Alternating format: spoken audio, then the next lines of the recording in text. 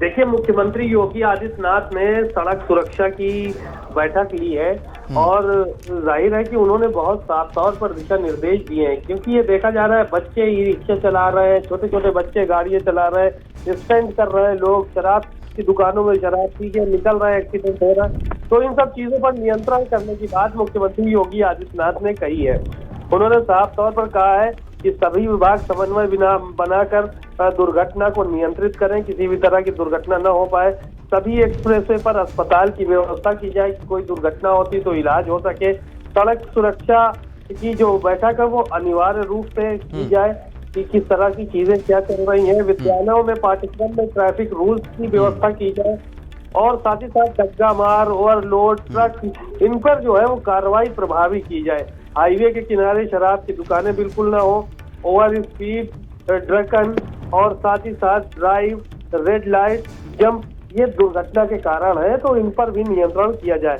और नाबालिग बच्चों के हाथ में सबसे महत्वपूर्ण निर्देश जो दिया है कि ई रिक्शा, आप देखिए कि छोटे छोटे बच्चे लिए टहल रहे हैं, तो इन पर नियंत्रण करने के लिए कहा गया है कि किसी तरह की कोई भी इस तरह की घटना दुर्घटना न देखने को मिले, क्योंकि जो ई रिक्शा लेकर लोग सड़कों पर निकल रहे हैं उसमें छोटे बच्चों की संख्या बड़ी अधिक है। बाइक लेकर छोटे बच्चे निकल रहे हैं, पूरी सड़क को छाप के चल रहे हैं, बेअंदाज तरीके से गाड़ियां चलाते, तो उन पर नियंत्रण करने की बात कही है और कहा है कि कार्रवाई की जाए। इससे जाहिर है कि इस तरह के अगर निर्देशों का पालन हुआ तो सड़क दुर्घटना में होना तो कटौती होगी, कमी आएगी।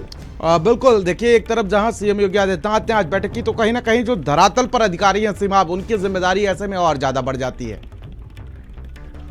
देखिए, जाहिर है कि सड़क सुरक्षा को लेकर जो नीचे के जिम्मेदारान हैं उनकी जिम्मेदारी बढ़ती है। भाई, मुख्यमंत्री की तरफ से निर्देश दिए जाते हैं, लेकिन ये क्या हुआ कि अगर चेकिंग से लग रही है तो 500 का चालान है, 100 दे दो, 100 लेके काम चला लिया। उधर ई रिक्शा वाले निकल रहे हैं, हर थाने में पैसा बंधा है। तो इन सब चीजों पर नियंत्रण करना पड़ेगा, तभी जाके ट्रैफिक व्यवस्था सुधरेगी और दुर्घटनाएं नहीं होंगी।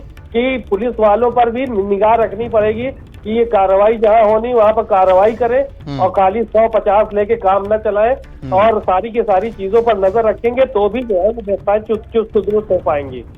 ठीक है सीमा, बहुत बहुत शुक्रिया हमारे साथ जुड़ने के लिए, तमाम जानकारी साझा करने के लिए आपका। चलिए खबरों